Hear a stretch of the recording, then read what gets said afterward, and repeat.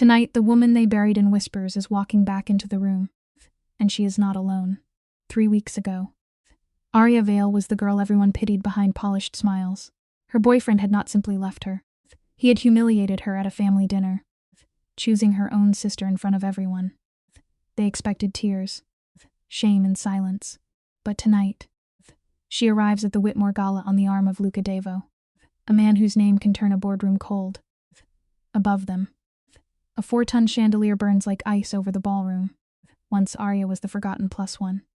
Tonight, every person who laughed at her is about to look twice. The light struck the champagne glasses and turned the whole room sharp. Arya stood at the top of the staircase, her hand resting lightly on Luca Devo's arm. She did not cling to him. She did not hide behind him. She stood still, breathing through the panic in her chest, pretending she had belonged in rooms like this all her life. She had not. "Breathe," Luca murmured. "You are doing fine." "I am not doing anything yet," she whispered. "Exactly," he replied. "Let them wonder first." Below them, gowns and tuxedos shifted like a dark sea. Somewhere in that crowd, Marcus was watching, and beside him stood Caroline, her sister, the woman who had once smiled and said, "He was never really yours." "If you tighten your face," Lucas said quietly, "they will know where to strike." "I am not tightening anything," Arya muttered, forcing her shoulders down. He was right, and she hated that he was right. They began descending the staircase together, slow enough for the room to notice, calm enough to make it hurt. Heads turned one after another. Luca Devo did not simply attend a gala. He changed the temperature of it. 6'3", dark-eyed, sharp-jawed. He moved like a man who never asked permission twice. Tonight he had chosen Arya. At the bottom of the stairs, a waiter appeared with champagne. Luca handed her a glass. "Do not drink it yet," he said. "Just hold it. Give them a picture they cannot explain." 11 o'clock, Luca murmured. "Marcus just saw you." Arya's heart slammed against her ribs, but she kept her face still. She did not turn immediately. "Make him wait," Luca said. "It will hurt more." Only then did she look. Marcus stood near the bar, frozen with his glass halfway to his mouth. His face moved through shock, disbelief, then something close to fear. Caroline stood beside him in pale pink, her fingers locked around his sleeve. Arya looked away before either of them could recover, treating them like part of the wallpaper. "How do you feel?" Luca asked. "Like I might fall apart," she admitted. "Not here," he said gently. "Not in front of people who came hoping to see it." Arya recognized too many faces. Marcus' friends, his colleagues, people who had known enough to judge her but not enough to warn her. A few of them whispered behind gloved hands. "Smile," Luca said softly. "I am smiling," she muttered. "No," he replied. "You are showing your teeth." "Try again." She softened her mouth, letting calm amusement replace the anger burning in her throat. "Better," Luca said. "Now we let them come to us." He guided her toward a circle near the window's old money. New power. And people who treated cruelty like table conversation.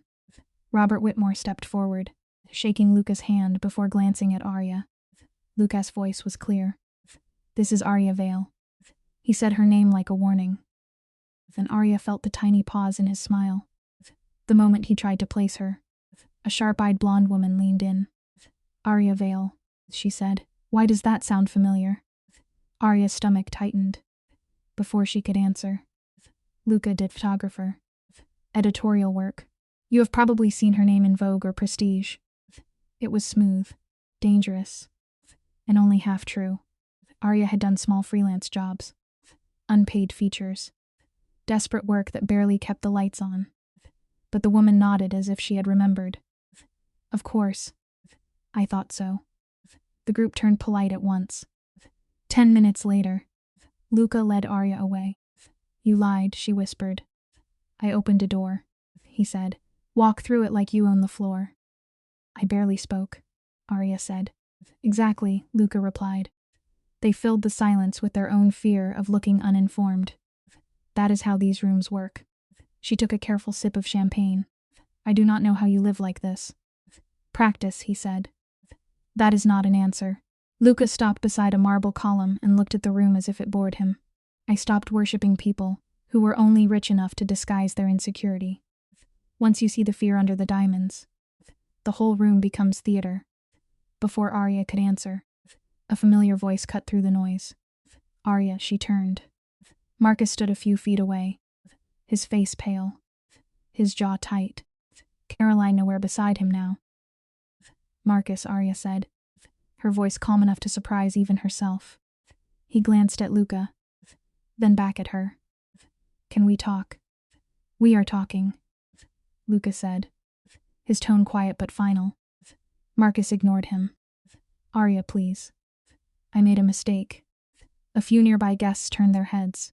Arya felt the old urge to protect him, to lower her voice, to make his shame easier to carry. Then she remembered the dinner table. Caroline's smile. Her mother's silence. No, she said. Marcus blinked. I just need 5 minutes. You had 6 months. Arya replied. You spent them lying. The air around them went still. Enjoy your evening, she added, and walked toward the terrace without looking back. On the balcony, cold air struck her face, and for one frightening second, Arya thought her knees might give out. Luca stayed close but did not touch her. That was better than perfect, he said. It did not feel better than anything, she whispered. It felt like cutting off a limb. Below them, the city glimmered, calm and indifferent. Why are you helping me? She asked. Luca leaned against the stone railing. Because I know what it is to stand in a room full of people who have already decided your worth. Because I know how easily silence becomes a cage. Arya looked at him then. Really looked. The powerful man beside her was not untouched by pain. He had simply learned how to dress it in a better suit. Before Arya could answer, Luca's gaze shifted past her shoulder. Your sister just walked in again, he said. Arya turned. Caroline had returned from the side hall, her face composed, her pale dress glowing under the chandeliers, but her hand trembled around her glass. She has been telling people you are unstable, Luca murmured. Arya's breath caught. What? He looked at her calmly. She told 2 women near the bar that you brought me here to humiliate the family. Arya's fingers tightened around the railing. I cannot do this. You already are, Luca said. Do not chase her. Do not defend yourself. Walk past her like the truth does not need to beg for witnesses. Caroline looked almost bridal in pale pink, pearls at her throat and her hair swept high, as if betrayal could be styled into innocence. Arya crossed the ballroom beside Luca, giving her sister just enough time to see them coming. Caroline's smile broke for half a second. Arya saw it. So did everyone watching. They passed within 10 feet of her. Caroline opened her mouth, ready to perform hurt, ready to make Arya look cruel. Arya only gave her a small, polite smile and kept walking. Behind her, Caroline whispered Marcus' name, but Marcus did not move fast enough to save her from the silence. The orchestra began a slow waltz, and suddenly Caroline looked very small beneath all that glittering light. Luca held out his hand. Dance with me. Arya almost laughed. I am not good at this. Neither are most people in this room, he said. They simply learn to look expensive while stumbling. She took his hand. His touch was warm, steady and unexpectedly gentle. They moved into the music. Not perfectly, but close enough to make the room watch. Everyone is staring, she whispered. Let them earn the view, he answered. Over his shoulder, she saw Marcus near the bar, his eyes hard with regret.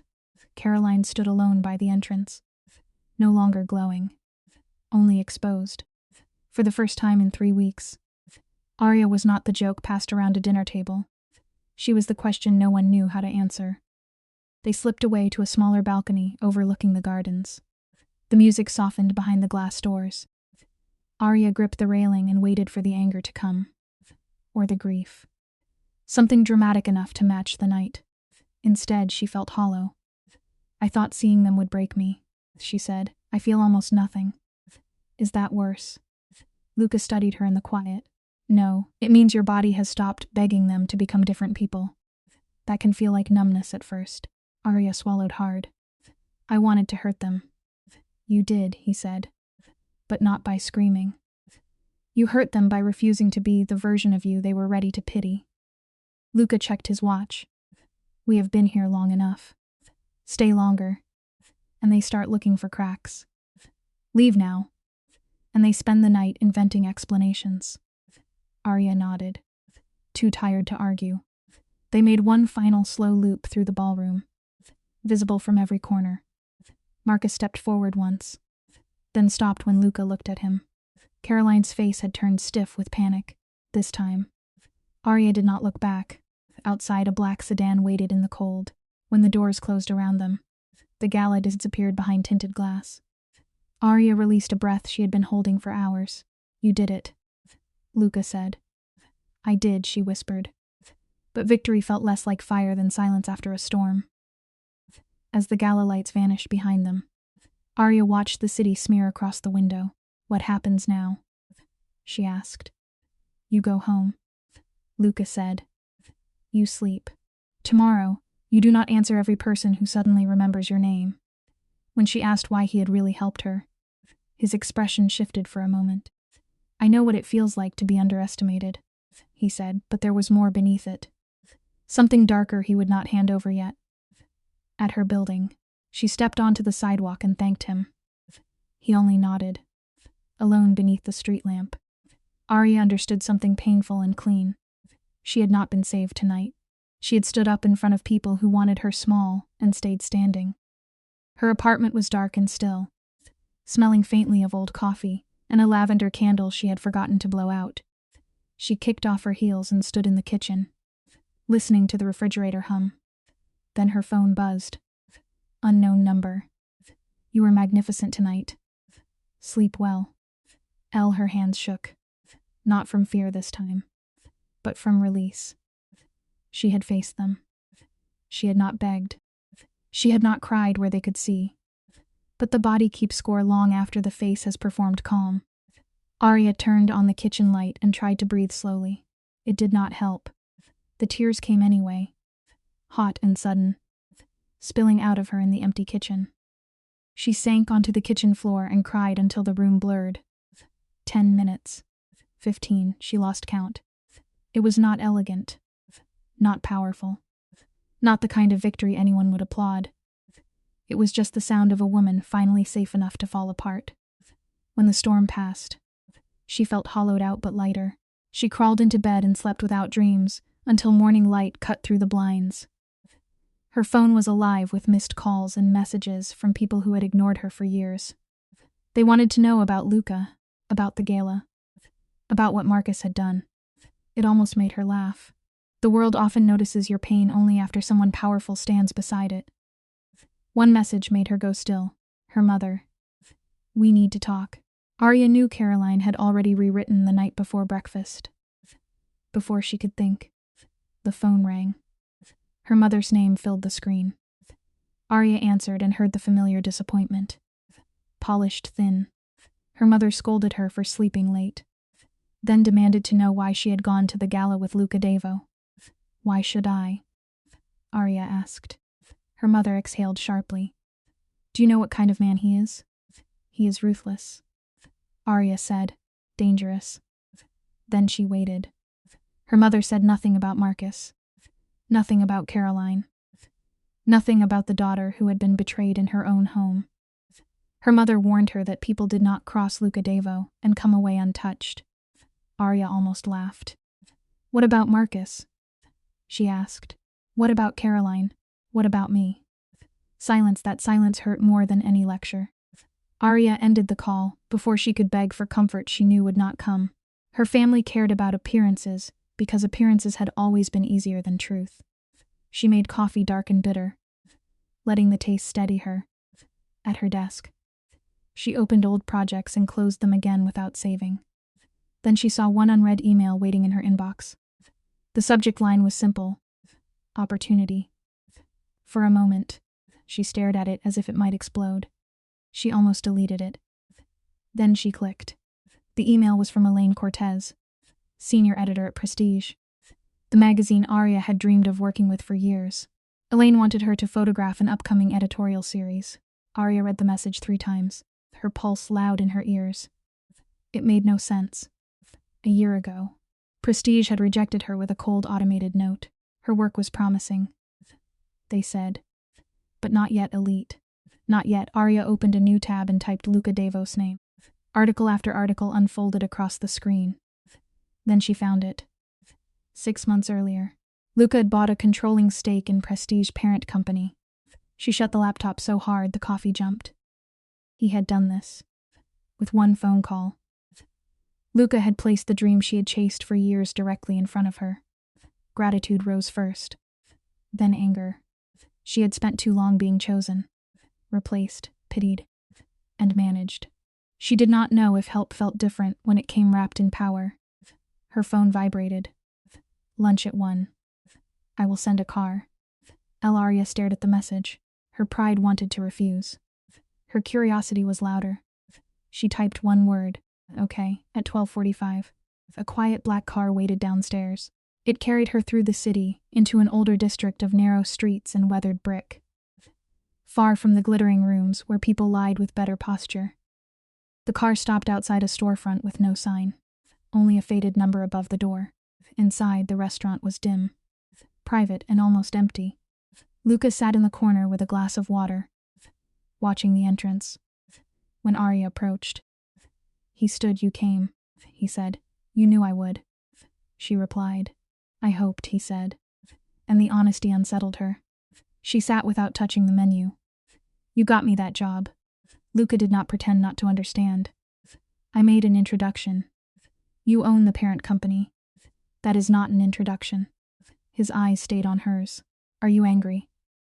I do not know yet, she said. I did not order anyone to hire you. Arya, I told Elaine to look at your work. She made the choice. You had never even seen my portfolio, Arya said. Luca surprised her. I looked this morning. Your website is outdated. Half the links are broken, and your contact page barely loads. But the photographs are beautiful. You have been invisible in the wrong rooms. Not untalented. Arya looked down at the menu because his words landed too close to the bruise. He ordered for both of them in quiet Italian. And she let him. When silence settled, he finally answered the question that had followed her from the gala. 5 years ago, he said, he had been engaged to a woman named Isabel. They had been together since college. The kind of couple people admired because they looked perfect from far enough away. Luca's voice lowered. She left me 2 weeks before the wedding. For my business partner, a man I had trusted for 10 years. Arya's anger softened despite herself. I am sorry. Do not be. He said. It made me honest.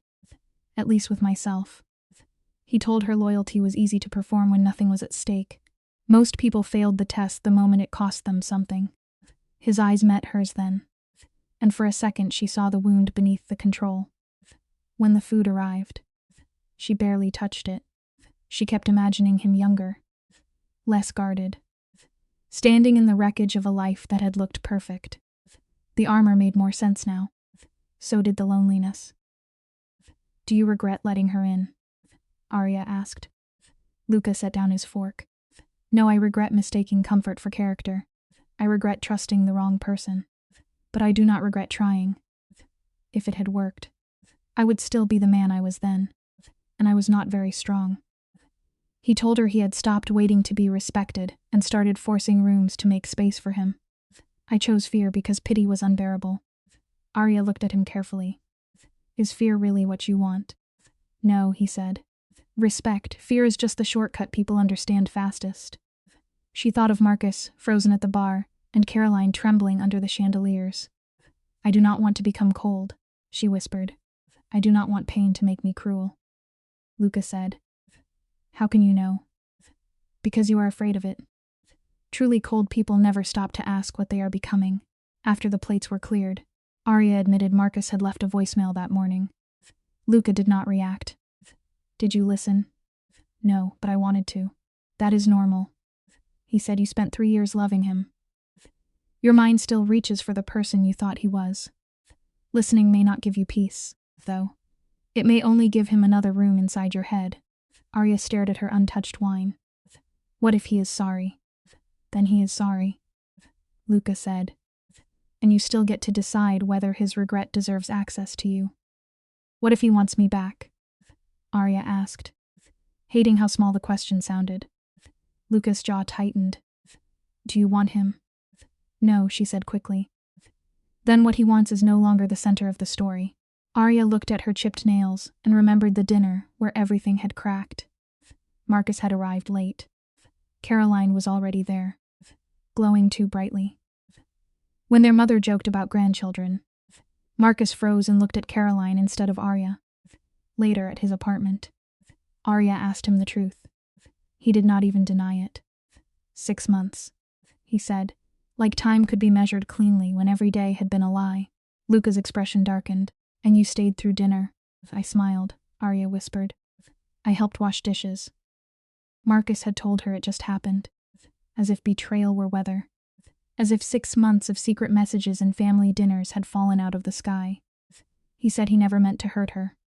Caroline cried too, saying they could not help their feelings. Arya remembered standing in Marcus' kitchen, hearing herself laugh because the alternative was screaming. Luca listened without interrupting. When she called herself an idiot, he corrected her. Do not do that. Trusting the wrong person does not make you foolish.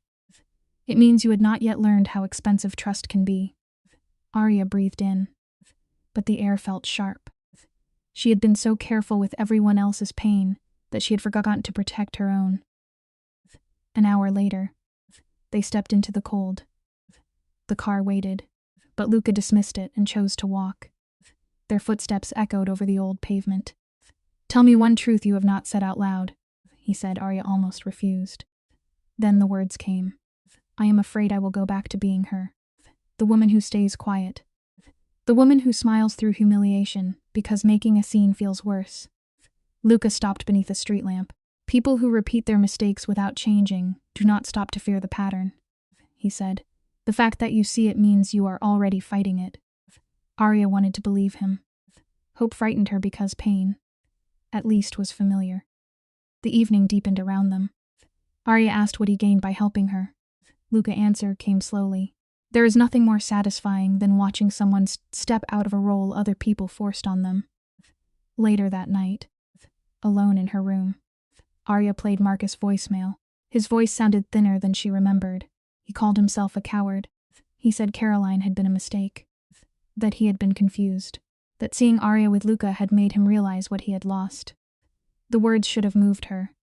Instead, they sounded like a man reaching for what was no longer available. Arya listened once, all the way through, because she needed to know the past had nothing new to offer.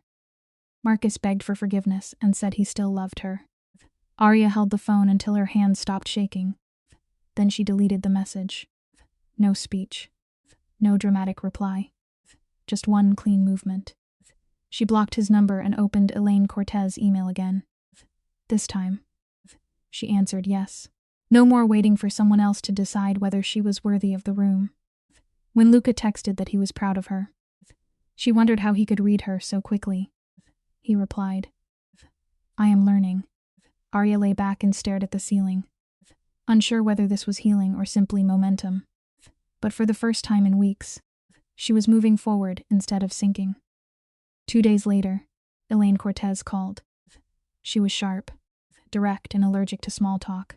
Prestige needed a photographer for a 12-page editorial in New York, a series on women who had rebuilt themselves after public failure. Elaine said Arya's portraits carried something rare, vulnerability without weakness. Then she named the rate, $15,000. Arya's mind stalled. She had never earned that much from one job. Elaine gave her 48 hours to sign the contract and warned her that the work would be demanding. After the call, Arya sat very still with the phone in her hand. The door she had wanted for years had opened. Now she had to walk through it without letting fear drag her back. She messaged Luca, and he admitted he already knew. Gratitude and frustration tangled in her chest. You cannot keep managing my life, she wrote. I am not managing it. he replied. I pointed someone toward your work. The rest is yours. Arya wanted to believe that. She also knew power always left fingerprints, even when it meant well. When Luca invited her to dinner, she hesitated. Every step toward him felt like walking into deep water without knowing where the bottom dropped. At the same time, she wanted to see him. That truth annoyed her most. She agreed. 7:00, he wrote. I will pick you up. She stared at the message long after the screen went dark. Arya stood before her closet for nearly an hour. Every dress felt like a confession. Too eager, too defensive, too much like a woman trying to prove she had survived. In the end, she chose black pants and a dark silk blouse. Simple, quiet, hers, at 7. Luca waited downstairs in the heavy silence of his sedan. When she slipped inside, he looked at her for one brief second too long. You look like yourself, he said. The compliment was small, but it warmed something she had tried to keep cold. As the car moved through the city, Arya wondered whether they were running from their old lives or walking toward something neither of them was ready to name. He opened her door before the driver could move. The bistro was small and warm, with exposed brick, low light, and only a handful of occupied tables. An older woman greeted Luca with affection and led them to a secluded corner. This was not the world of chandeliers and quiet threats. This was where he came when he wanted to stop performing, over red wine and amber whiskey. Arya admitted what frightened her most about New York. If she failed, everyone would say she never deserved the chance. If she succeeded, they would say Luca bought it for her. Luca listened without interrupting. Then he said, let them talk. People who cannot build anything often become experts at explaining why others should not try. The work will tell the truth, Luca said. Everything else is noise. Easy for you to say, Arya replied. A shadow crossed his face. No, he said. It was never easy. He had spent 10 years building a kingdom that respected him, because it feared him. He had won meetings, crushed rivals, bought companies, and still walked into certain rooms, feeling like the boy no one had invited. The difference now was that he no longer waited outside the door. Arya saw the cost of that in his face. Power had given him entry, but not rest. She reached for her glass, careful not to reach for his hand. They were both learning the difference between protection and walls. Arya asked about Isabel, the woman who had left him. Luca's eyes turned guarded. She called a year later, he said. She apologized, cried, said she had made the worst mistake of her life. What did you do? I listened, then I hung up. Arya looked at him. That sounds cruel. It was honest, he said. She did not call to heal me. She called because guilt had become uncomfortable. I was not obligated to make her feel clean. Arya thought of Marcus' voicemail and the ache it had left behind. She understood then that not every apology was a bridge. Some were only hands reaching back into the life they had burned. Arya admitted she envied how he commanded rooms. Luca smiled. But there was sadness in it. Everyone in those rooms is pretending, he said. Some pretend confidences. Some pretend kindness. Some pretend they did not destroy people to get where they are. Power is just the costume everyone agrees to respect. Do you ever get tired of wearing yours? She asked. His silence stretched so long she thought he would avoid the question. Then he answered quietly. Every day. If I stop. I have to admit I spent 10 years becoming a man I do not always like. Outside, autumn air cut cold and clean. They walked past dark storefronts, both quieter than before. Luca asked what she planned to do about her family. The question reopened something raw. Part of Arya wanted to scream at them until the walls shook.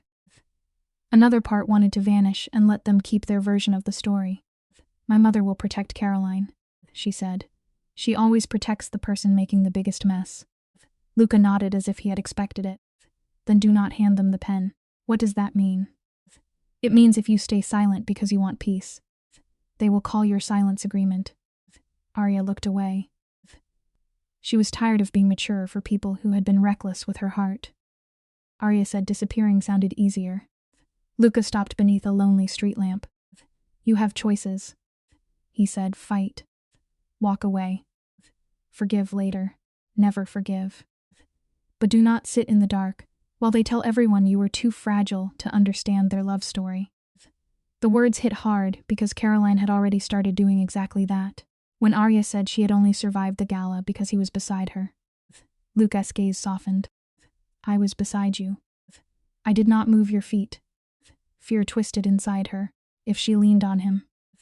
What happened when he got tired of carrying damaged things? Lucas seemed to read the thought. I am not here because you are broken, Arya. She asked. Lucas' answer was quiet. Because you are not pretending you are fine. Because you still care about being kind. Even after people use that kindness against you. Because when you walked into that gala, every person in the room expected a performance, and you gave them control instead. Arya's throat tightened. What do you want from me? I want you to stop apologizing for existing, he said, to stop shrinking before anyone asks you to trust what your soul already knows. It was not romantic in any easy way. It felt heavier than that. The silence between them thickened with everything neither of them was ready to say. Then Arya's phone buzzed. Caroline's name lit the screen. Please talk to me. We are sisters. Do not let him turn you against me. Arya stared at the words until childhood rushed in blankets over their heads. Whispered secrets. Shared birthdays. The old belief that blood meant safety. Then she remembered Caroline at the dinner table, sitting close to Marcus, wearing guilt like perfume and still choosing herself. Another message appeared. You are embarrassing, Mom.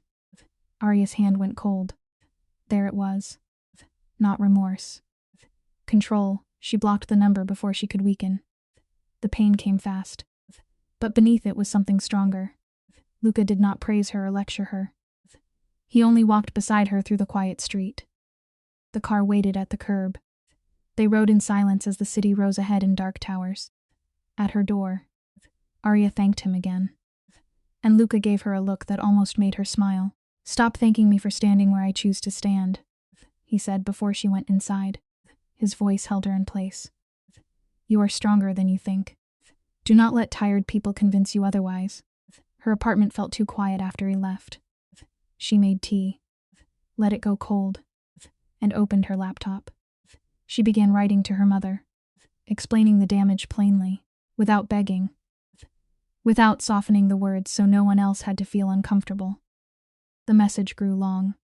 Arya wrote about the 6 months of lies, about Caroline's cruelty, about Marcus' cowardice, about a mother who had cared more about a peaceful table than the daughter bleeding quietly at it.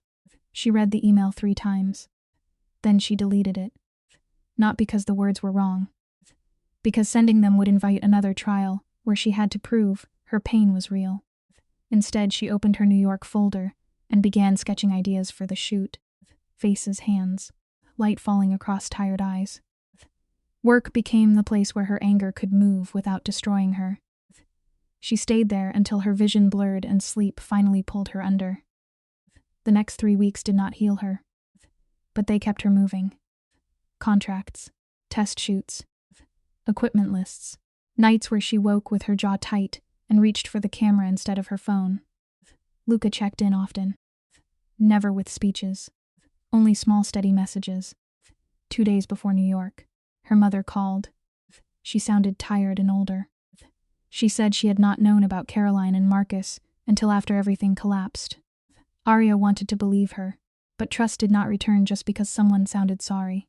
Would it have mattered? Arya asked. If you had known. Would you have protected me? The silence that followed told her more than any answer could. Her mother finally apologized.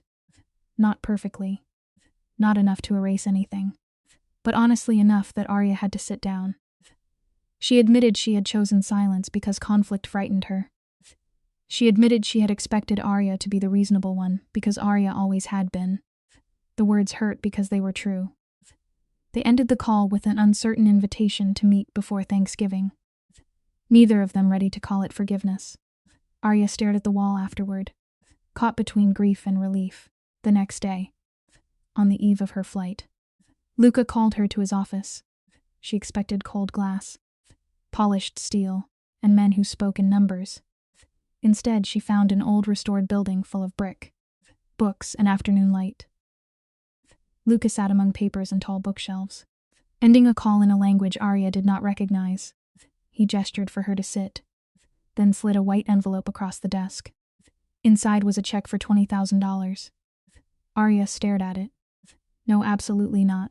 You have been fighting with scratched lenses and 5-year-old gear, he said. You are good enough to make it work anyway. But struggling should not be the price of proving you belong. Arya pushed the envelope back. I cannot let people say you bought my career, then make work so strong they have nothing left to say. Luca replied. This is not a leash. Arya, it is equipment. You decide what to do with it.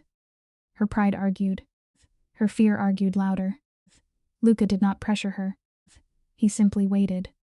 Finally, Arya took the envelope. Not as rescue, but as a debt she intended to repay in photographs sharp enough to stand on their own. For the first time, Luca smiled fully, and the room changed with it. Are you ready for New York? He asked. No, she said, but I am going anyway. Good, he replied. Ready is overrated. Go before fear learns how to sound reasonable. As she turned to leave, his final words steadied her. You are going to be great. Do not let anyone, especially yourself, convince you to become smaller at the door. The next morning, Arya boarded the plane with new equipment and a weight beneath her ribs that felt like fear wearing a better coat. New York greeted her with noise, cold air, and people moving as if every second had a price. Her hotel room on the 11th floor was sleek, empty, and too quiet. Luca texted to ask if she had arrived. She answered honestly. I am terrified. Good, he replied. It means the work matters. She spent the night laying out lenses, batteries, notes and backup drives, preparing for 8 people over 3 days. The city roared below her window. Sleep stayed far away, but this time she did not mistake fear for failure. At midnight, Arya realized she had forgotten to eat. Room service brought a wilted salad and a dry sandwich that tasted like cardboard. At 2 a.m, unable to lie still, she took her camera and stepped into the restless city. She photographed wet pavement, a sleeping man wrapped in cardboard, a woman smoking outside a laundromat, graffiti peeling from brick. The work steadied her. At 4, she returned to the hotel and watched the sky turn pale. At 6:30, Elaine called. Car at 7:30. First shoot at 9. Arya looked at herself in the mirror, tired, wired, stubborn. She said, I will be ready. And for once, she believed the sound of her own voice. The Brooklyn studio was a converted warehouse with concrete floors and industrial lights. Elaine met her at the door, dressed in black, sharp-eyed and unreadable. Her handshake was firm. Luca speaks highly of you, Elaine said. He is biased, Arya replied. Everyone is biased, Elaine said. The camera is not. Then she pointed toward the back of the room. The first subject was Maya Chen, a guarded tech CEO who had built her company from nothing and survived 2 public scandals trying to keep it. Arya spent the next hour adjusting lights, testing angles, and pretending her hands were not shaking. The hardest part of a beginning is that no one can do it for you once the room goes quiet. Maya arrived at 9 sharp in a tailored suit that looked more expensive than Arya's rent. Her smile was polished and empty, the kind of expression built for interviews where nothing real was allowed to escape. Arya guided her to a chair near the window. Soft light filtered through sheer curtains. Maya sat with perfect posture, every movement controlled. Arya took a few test shots. Beautiful, but dead, magazine ready in the worst way. She lowered the camera. Why did you agree to a series about rebuilding when your public image is already so carefully repaired? Maya's smile faltered. Elaine looked up from across the room. Arya kept her eyes on Maya. The first crack had appeared. You have investors lining up, Arya said. You do not need another profile. Maya stared at her, then gave a short, surprised laugh. You are very direct. I am trying to photograph the truth, Arya said. The room changed. Maya leaned back, the polished image loosening around her eyes. She admitted her public relations team wanted her to look human again. Then her voice dropped. Sometimes I wonder if there is anything human left after 17-hour days and 200 employees waiting for me to know what to do. Click. Arya caught the moment the mask slipped. Not weakness. Exhaustion. Not failure. Cost for the first time that morning. She stopped thinking about Luca, Marcus, Caroline, or fear. She was working. But you keep going, Arya said. Why? Maya's eyes moved toward the window. Because if I stop, I have to find out who I am without the company. Click for the next hour. Arya peeled back the CEO piece. By the end, Maya's jacket was off, her hair slightly undone, her face open in a way it had not been when she arrived. That was different, Maya said quietly before leaving. The rest of the day found the same rhythm. A single mother building a nonprofit, an injured athlete turned coach, a writer published at 50 after decades of rejection. Each arrived guarded, each left having shown something real. Arya's back ached, but her heart felt awake. The last subject left after 8. Arya's eyes burned, and her shoulders felt carved from stone. As she packed, Elaine came over with her phone in hand. Her face had changed. Did you know about this? She asked. A gossip post was spreading through industry circles. Luca Davos gala girlfriend lands prestige feature after family scandal. Then Elaine showed her the message from a sponsor, asking whether the January series should be paused before Arya became a liability. Beneath the post, the tip had come from someone using Marcus' company email domain. Elaine studied her carefully. I do not care about your personal life, but I need to know if my project just became someone else's revenge story. Arya wanted to explain everything, Marcus. Caroline, the gala, the way silence had been used against her. Instead, she opened her laptop and pulled up the day's raw files. Look at these first, she said, her voice shaking but clear. Elaine sat beside her. They moved through the portraits in silence. Maya's tired eyes, the athlete's scarred hands, the writer laughing through decades of rejection. Elaine's expression shifted. Finally, she closed the laptop. The work is real, she said, but the sponsor may still walk. Then they can walk away from the best work in the room. Arya answered. For the first time, she was not asking to be believed.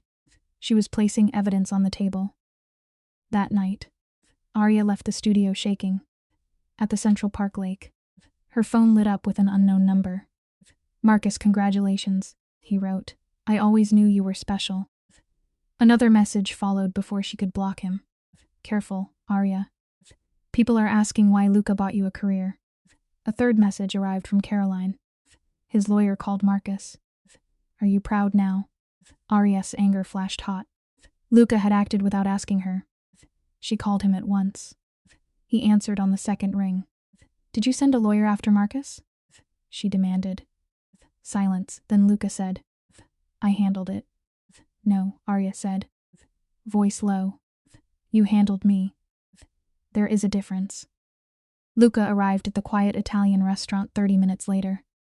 Not smooth this time. Not in control. Arya was already waiting at a corner table, her untouched wine between them like evidence.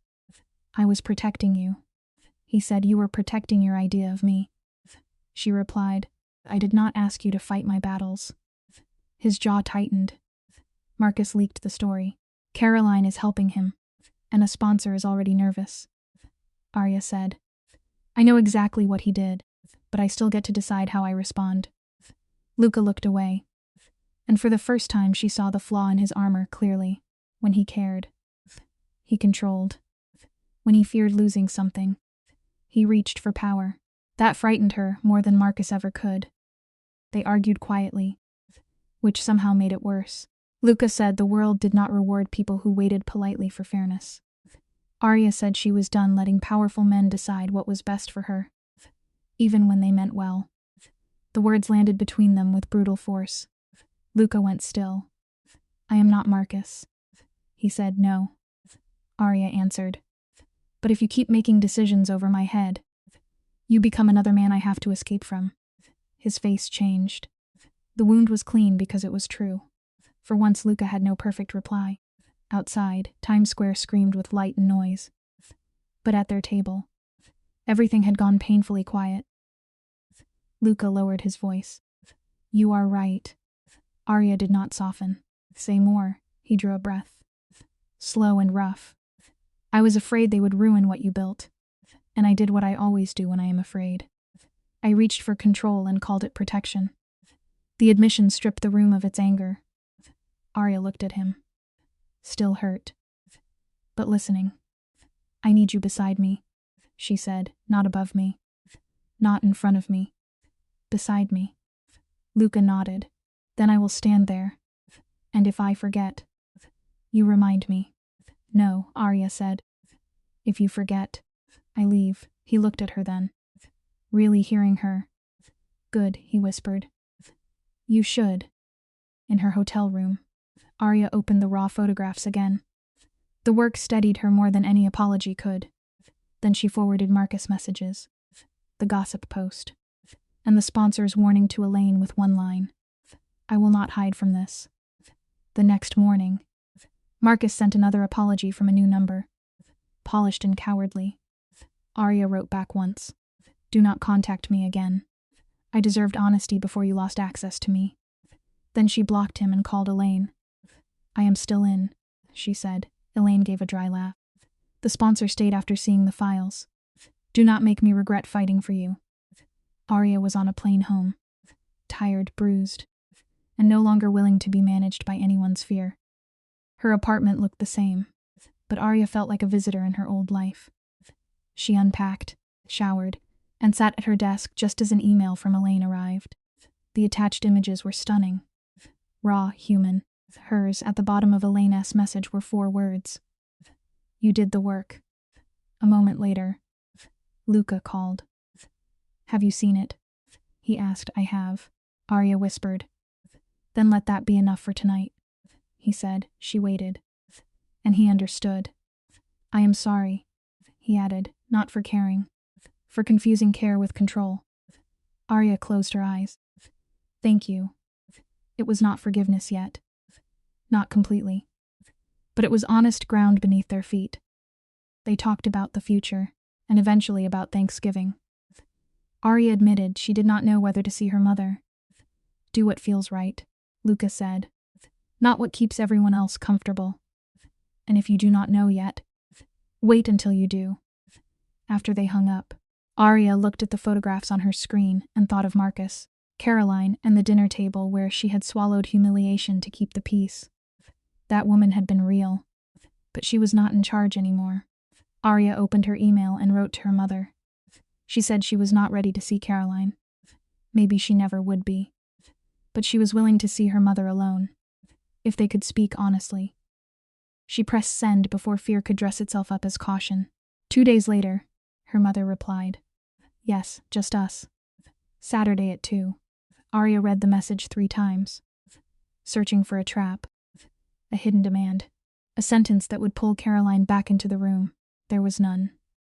In the slow days that followed, Arya buried herself in work. She updated her portfolio with images that finally felt like hers. Not like imitations of what she thought important people wanted. Luca called twice. Steady but not intrusive. When she admitted she was anxious, he said fear was not a stop sign. Sometimes it was only proof that the next step mattered. They spoke about small things to keep the heavier shadows away. Arya mentioned running to burn off restlessness. Luca said maybe she was rebuilding. Maybe she was avoiding. And maybe both were allowed for now. By Friday night, anxiety took over anyway.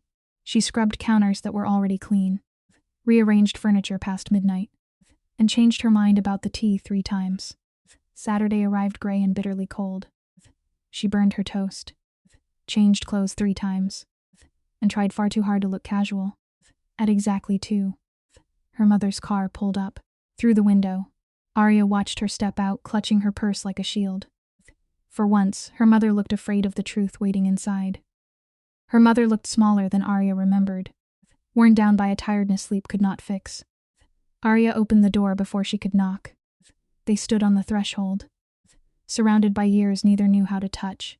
Then her mother stepped forward for a brief, uncertain hug. Arya hugged her back and felt the strange pain of something familiar becoming unfamiliar. Inside, after polite comments about the rearranged furniture, they sat at the kitchen table. Arya poured 2 cups of tea neither of them would drink.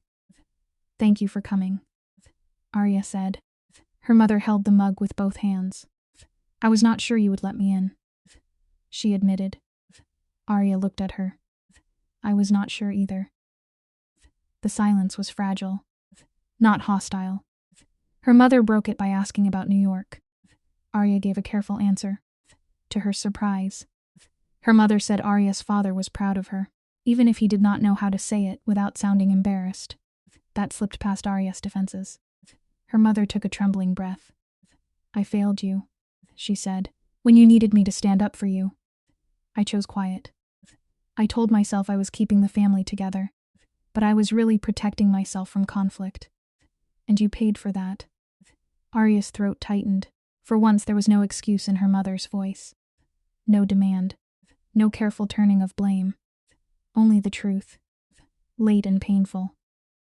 Her mother admitted she had been terrified of losing both daughters, so she had frozen and called it patience. Arya's eyes filled. "Patience for who?" she asked. "Not for me." Her mother flinched but did not defend herself. "No, not for you." She said she had spent years smoothing things over. Teaching Caroline that tears would rescue her, and teaching Arya that her hurt was easier to manage than other people's chaos. The words landed like stones. Arya had known it. But hearing her mother say it changed the air. The home she had tried so hard to protect had never been peaceful. It had only been quiet because Arya had learned to bleed without making noise. Arya asked about Caroline. Her mother looked down at her untouched tea. "I told her I will not ask you to forgive her. I told her if she wants to make anything right. That burden is hers, not yours." Arya waited for the familiar catch. The request to be kind. The gentle pressure to make dinner possible again. It did not come. "I will not put you in a room with her because it is easier for me," her mother said. Not anymore. Something in Arya's chest loosened. Not enough to call healing, but enough to breathe. She had expected defense. She had prepared for excuses. Instead, she found a woman finally looking at the damage without trying to cover it with a tablecloth. A car alarm blared outside, absurdly normal against the weight of the conversation. Arya wiped her cheeks. "I cannot forgive you yet," she said, "and I cannot forgive Caroline." Her mother nodded. "I know I am not asking for that today." "Then what are you asking for?" "One chance to show you I can be different." "Words are easy," Arya whispered. Her mother's answer was quiet. "Then watch what I do. Not what I promise." They spent the next hour talking about smaller things, the broken porch light, old neighbors. A book club Arya had forgotten her mother joined. It was awkward and uneven, but it was the first conversation in years where Arya did not feel responsible for making everyone else comfortable. They parted with a long embrace and quiet words of love that felt real, even if they did not repair everything. It was not forgiveness. It was a beginning with shaking hands. Alone on the couch afterward, Arya let herself feel both grief and relief. When Luca texted to ask how it went, she told him the truth. Harder than she wanted. Better than she expected. He replied that she did not need to solve the future in one afternoon. Smiling in the dark, Arya invited him on a trip the next day, ignoring his protests about surprises. She wanted to show him a place from before Marcus, before Caroline's betrayal, before she had started editing herself to survive. Luca folded himself into her bumsuden and glanced at the cracked dashboard with quiet amusement. "You do know I own cars with functioning cup holders," he said. "Then you will survive this character-building experience," Arya replied. They drove out of the city, and 40 minutes later the buildings gave way to rolling hills and winding roads. She pulled into a gravel lot beside an old barn with a faded sign. Westfield Art Collective. This was where she had come before everything became about proving herself. Before she forgot that photography had once felt like breathing. Inside the barn smelled of wood, paint, coffee, and dust. Arya felt her younger self waiting somewhere in the walls. Behind the desk, Ruth, a sharp 60-year-old woman with silver hair and a cigarette-rue voice, looked up from a worn paperback. When she saw Arya, her face broke into a grin. "Well, look who finally remembered the peasants," she said, pulling Arya into a hug that smelled of lavender and smoke. Then Ruth turned her gaze on Luca. "And who is this?" "Trouble with money." Arya laughed despite herself and introduced him. Ruth studied Luca with the blunt honesty only age can get away with. "Pretty suit," she said. "Hope there is a spine under it." Luca smiled. "On most days." Ruth snorted, then pointed toward the back. "Your old work is still up. I never had the heart to take it down." Arya stiffened. Compliments had always felt like traps. Ruth noticed and rolled her eyes. "Do not start acting allergic to your own talent." They followed her deeper into the barn, past mismatched frames, raw paintings, and photographs hung slightly crooked. In the back corner, 6 black and white portraits waited on the wall. A tired farmer, a waitress, a mechanic, a widow laughing with one hand over her mouth. Ordinary people, photographed as if their lives mattered. Luca stared without speaking. "These are good," he said finally. Ruth crossed her arms. "Good. They are the best things she ever made," before she ran off chasing approval from people who think beige walls are personality. Arya wanted to argue, but the truth was staring back at her. "Why did you bring me here?" Luca asked. Arya looked at the old photographs. "Because I needed you to see where I started. Before I tried to become impressive. Before I thought success meant sounding like people who never really saw me." Luca's voice softened. "This is who you are. Not the gala. Not the rooms full of people waiting to measure you. The ability to make ordinary faces impossible to ignore." Arya swallowed hard. What if that is not enough? What if the industry wants polish, not truth? Luca looked at the portraits again, then make truth impossible to reject. Ruth, pretending not to listen, wiped the same clean spot on the counter 3 times. Arya whispered the fear she had carried for years, that she could not stay honest and still survive in a brutal world. Luca answered carefully, "Soul and success are not enemies. But the world will try to convince you they are, because people are easier to control when they trade themselves for approval." When they left, Ruth made Arya promise to return and bring new work. On the drive home, sunset bled orange and gold across the windshield. Luca thanked her for showing him her roots. "Most people only show me the finished room," he said, "never the dirt under the floorboards." When she asked what he saw, his answer came without hesitation. Someone braver before she knew anyone was watching. The city returned around them in cold concrete and headlights. After dropping Luca off, Arya sat alone in her car for a long minute, hands still on the wheel. The holidays arrived without ceremony. Thanksgiving was just her and her father eating cheap takeout in front of a flickering television. He did not pry. He only said he was proud of her. Awkwardly, as if the words had sharp edges. Somehow that was enough. The real test came 2 weeks before Christmas. Her phone lit up with an unknown number.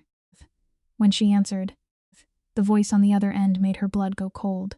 Caroline, the sister who had shattered her world, now sounded small, broken and afraid. Caroline stumbled over her words. She said she just needed to hear Arya's voice. Then came the apology, messy and full of tears. She and Marcus had broken up. The love story she had used to justify everything had collapsed under its own weight. Arya expected triumph. Instead, she felt exhausted sadness. Caroline admitted she had been selfish and cruel, terrified of being alone and desperate to be chosen. She had traded her sister's trust for a man who could not even stay loyal to the betrayal. Arya listened, silent. Part of her remembered the girl Caroline had been.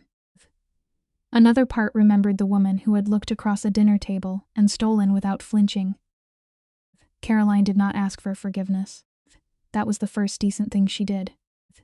She only said she was sorry, and that she understood if Arya never wanted to see her again, when she whispered that she missed her. Arya's chest tightened. "I miss who I thought you were," Arya said. The line went quiet. Then Caroline began to cry again. Softer this time. Arya did not comfort her. She did not punish her either. She simply said she was not ready. After hanging up, she sat in the dark. Shaking, it was not closure. It was a door left closed without being nailed shut. She texted Luca, telling him she had protected her peace even though it hurt. Luca asked how she felt. Sad, Arya wrote. Relieved, empty, angry, all of it. He replied, that still counts as movement. Christmas came quietly, but not peacefully. Marcus sent a long email saying Caroline had manipulated him and that Arya had always misunderstood him. Then came the sentence that showed his real face. I only told people the truth about Luca because someone had to protect your reputation. Arya deleted it before finishing. She did not owe him a courtroom for his excuses. On New Year's Eve, Luca invited her to dinner with his closest friends. She almost said no. Then she remembered every room she had entered afraid and survived anyway. Luca's friends were warm, quick to laugh, and careful with wounds that were not theirs. They asked about her work, not the scandal. They told stories about Luca before he became impossible, which made him glare and Arya smile. During dessert, Sarah leaned close and whispered that Luca talked about Arya constantly, always about her talent first. Arya looked across the table. Luca was laughing, his guard lower than she had ever seen it. At midnight, they stepped outside with champagne. Fireworks cracked in the distance. Sarah raised her glass and said, to the woman who made Luca Devo apologize twice in 1 year. Everyone laughed. Luca only looked at Arya and lifted his glass, humble enough not to deny it. Luca walked Arya to her car through the cold. My friends loved you, he said. Sarah asked if you were single. Arya looked at him, heart skipping despite herself. Are you trying to find out? Luca stopped. The noise from the restaurant faded behind them. Are you ready for me? He asked. The question was gentle, but it carried weight. Arya thought of Marcus, of old patterns, of how easy it would be to hide inside another man's certainty. Not yet, she said. Ask me in a few months. Luca's smile did not falter. Good, he whispered. I would rather wait for the real answer. He hugged her. And this time she did not feel rescued. She felt respected. Arya drove home through empty streets while fireworks opened silently across the sky. Healing was not clean. Some mornings she still woke angry. Some nights she missed people who had hurt her. But she had survived rooms built to shrink her and walked out with her name intact. 3 months later, Elaine called. The magazine would run the following week, but one major collector had delayed a purchase after hearing Marcus's newest whisper. The images were bought, the career arranged, the woman behind the camera manufactured. 2 days later, the issue arrived anyway. Across 12 glossy pages were the women Arya had photographed. At the bottom, in quiet print, were the words, Photography by Arya Vale. Arya held the magazine until her hands stopped shaking. Then her phone buzzed. Elaine, Marcus is pushing another story. He says the exhibition is Luca's vanity project. Arya called her. Do we respond? Elaine asked. Arya looked at the faces on those pages. At the truth no rumor could fake. No, she said. We let the walls answer. 6 months later, the Brooklyn Gallery opened with her first solo show. Editors came. Collectors came. Even the hesitant buyer came and stood silent before Maya's portrait for nearly 10 minutes. Arya's parents arrived, nervous but proud. Luca stood near the back, not beside her like a shield, but close enough for her to know he was there. Then the room shifted. Marcus walked in with Caroline behind him. Whispers moved across the gallery. Arya felt the old fear rise. But this time she did not move toward Luca. She walked forward alone.